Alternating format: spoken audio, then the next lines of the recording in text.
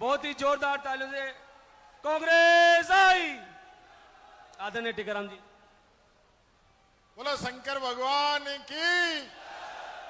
जोरदार बारिश होगी, मौज होगी, कुछ ज्यादा ही होगी।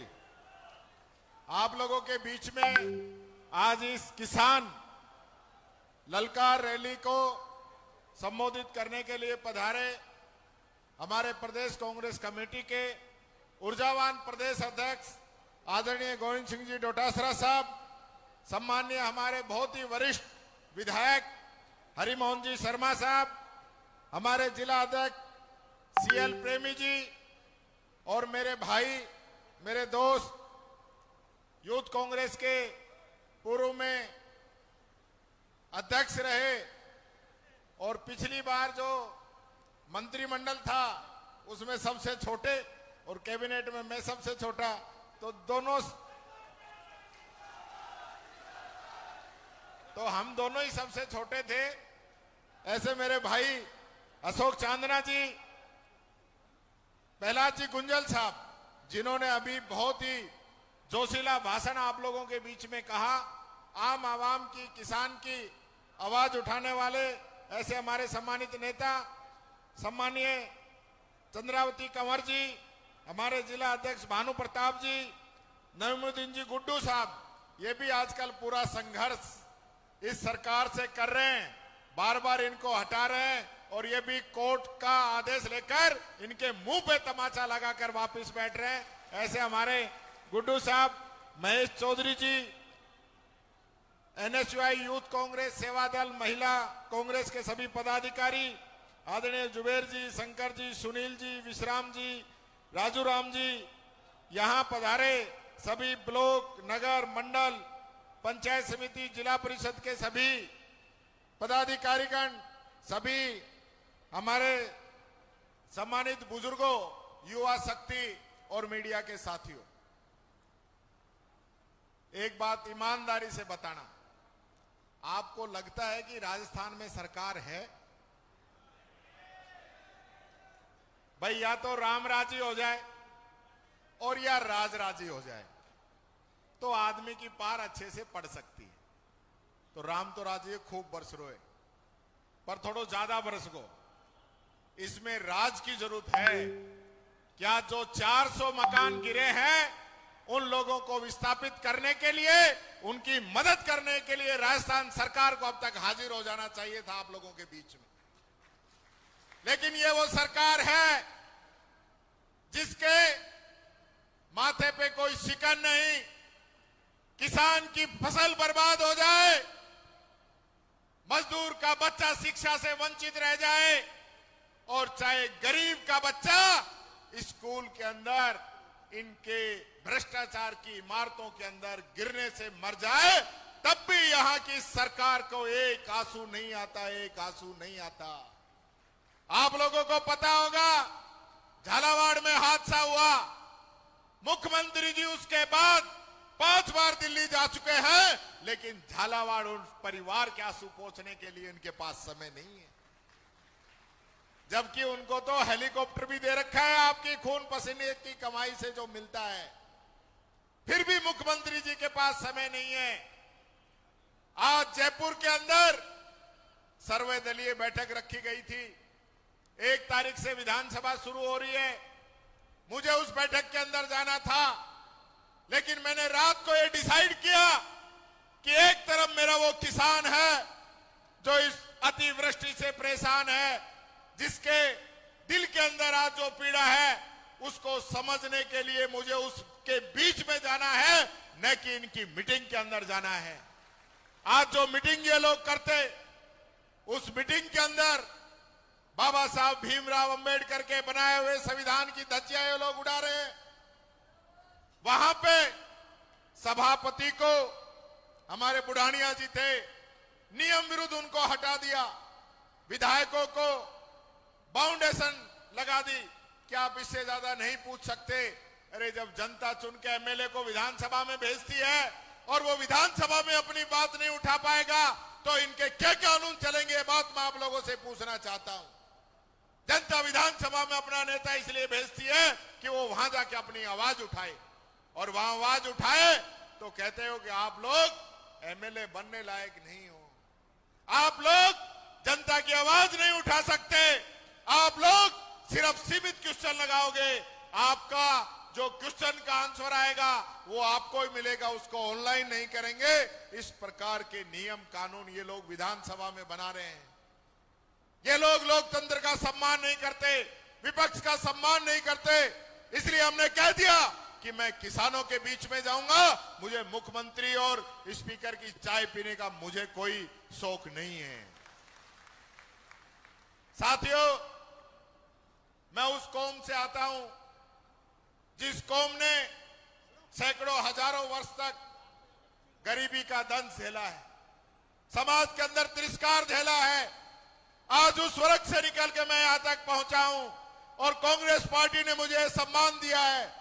आज मेरा हक बनता है कि मैं उनके हक और हकूक की बात को विधानसभा के अंदर कहूं, उनकी लड़ाई लड़ूं। इसलिए आपकी लड़ाई लड़ने के लिए 24 घंटे में तैयार रहता हूं।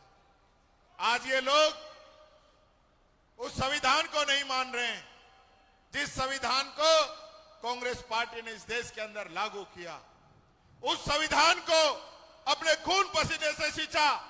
महात्मा गांधी जी को गोली मार दी गई, इंदिरा जी को गोली मार दी गई, राजीव गांधी को बम से उड़ा दिया गया, लेकिन इस संविधान को मजबूत करने का काम कांग्रेस पार्टी ने किया। आज ये लोग संविधान को मानते हैं। 5 साल हो गए नगर निकाय और पंचायत राज चुनाव के। आप लोग बताइए 5 साल में चुनाव होने चाहिए कि नहीं होने चाहिए? मैं आप लोगों से पूछना चाहता हूं, चुनाव होने चाहिए या नहीं होने चाहिए? होने चाहिए, लेकिन ये लोग चुनाव नहीं करा रहे हैं। 6 महीने के अंदर उपचुनाव होना चाहिए, ये लोग उपचुनाव नहीं करा रहे हैं। और क्या कर रहे हैं कि कांग्रेस के प्रधान हैं, कांग्रेस के जिला प्रमुख हैं, कांग्रेस के नगर पालिकाओं के अंदर अध्यक्ष हैं, उनको हटा दो। ये साजिश ये लोग कर रहे हैं। अरे इस देश के संविधान को नहीं मानते हो आप लोग। और आज जिस प्रकार से राहुल गांधी जी ने आपकी वोट चोरी पकड़ी है, वोट चोरी, मैं कहना चाहूंगा, चाहे जयपुर ग्रामीण की सीट हो, चाहे अलवर की सीट हो और चाहे कोटा बूंदी की सीट हो, लोकसभा के अंदर इन्होंने वोट चोरी इन सीटों के अंदर भी की। ये बात मैं कहना चाहूंगा। ये वोट चोरी से आज सत्ता के अंदर बैठे हैं।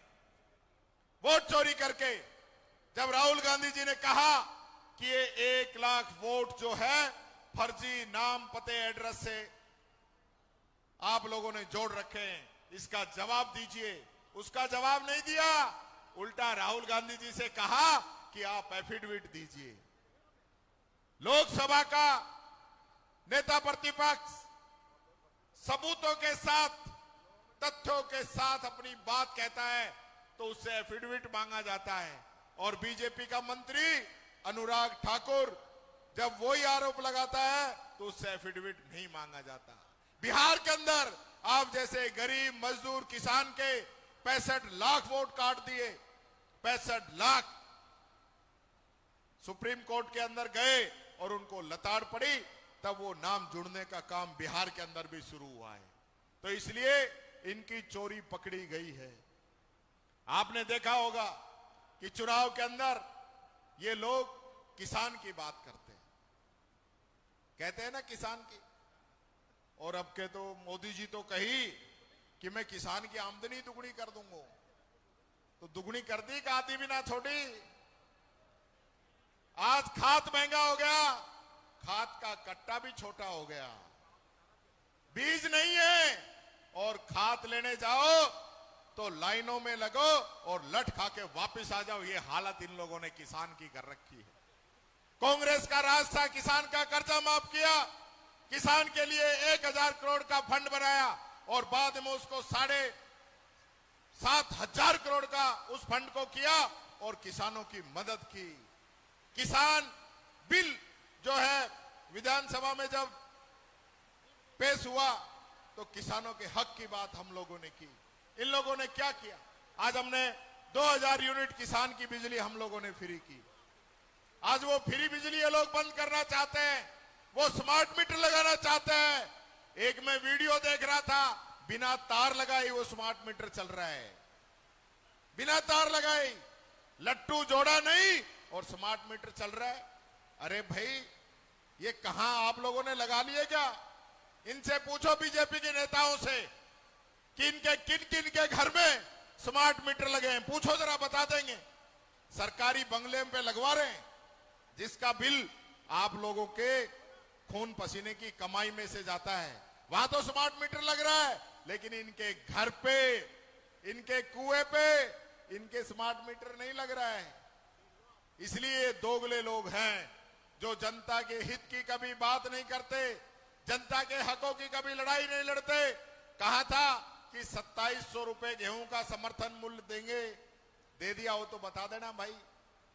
12,000 रुपए किसान सम्मान निधि करेंगे, कर दी हो तो बता देना भाई। यानी कि बात करने में कोई कमी नहीं है। और पेंशन देने के पैसे नहीं है, पेंशन हर महीने नहीं आती है, 2-2, 3-3 महीने लेट करते हैं, फिर 1 महीने की डाल देते हैं। दिव्यांगों की, बुजुर्गों की, विधवा बहनों की पेंशन देने के पैसे नहीं।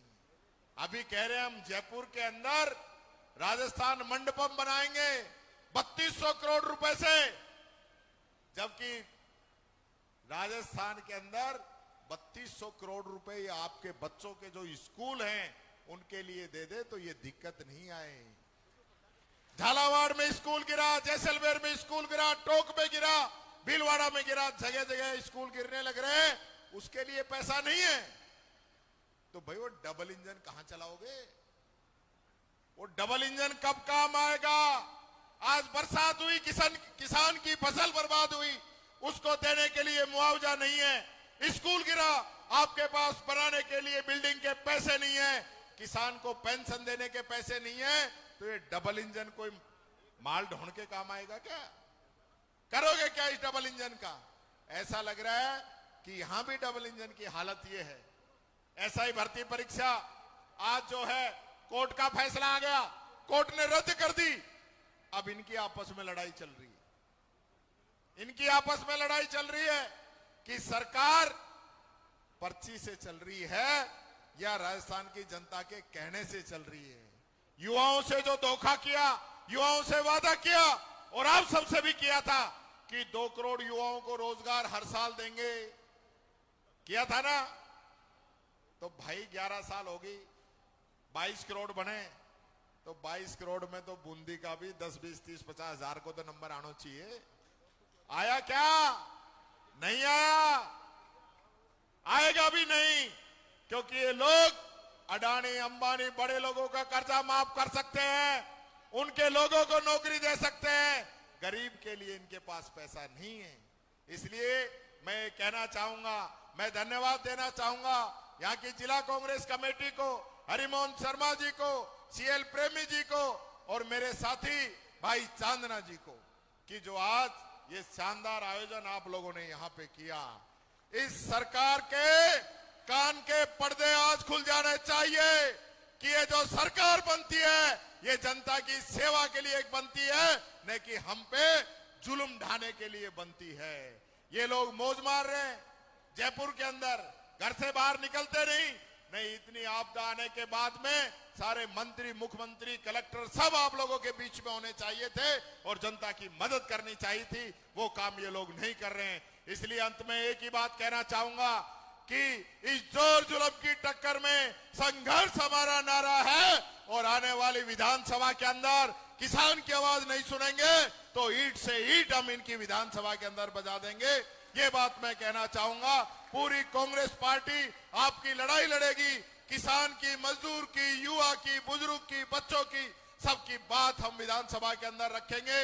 और एक नारा लगवाना चाहूंगा, मैं चाहता हूं सब लोग बिहार के अंदर राहुल गांधी जी जो चल रहे हैं, बिहार के अंदर इस बरसात में, गर्मी में वो चल रहे हैं, आप लोगों के लिए, इस संविधान को बचाने के लिए, संविधान में एक व्यक्ति को 1 वोट का अधिकार मिला है, उसको बचाने के लिए राहुल गांधी चल रहे हैं। तो मैं कहूंगा वोट चोर, आप कहेंगे गद्दी छोड़, वोट चोर।